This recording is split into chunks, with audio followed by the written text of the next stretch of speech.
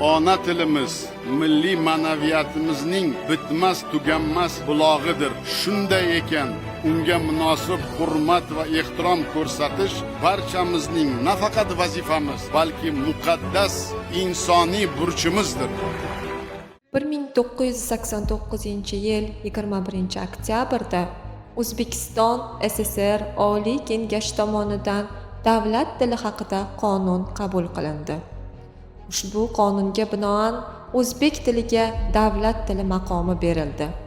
Bu voqea o'zbek milliy madaniyati va tilining mustaqil rivojlanishida muhim ahamiyatga ega bo'ldi. Chunki u mahalliy xalqning o'z ona tilida rasmiy hujjatlar, ta'lim va davlat boshqaruvi sohalarida foydalanish huquqini mustahkamladi.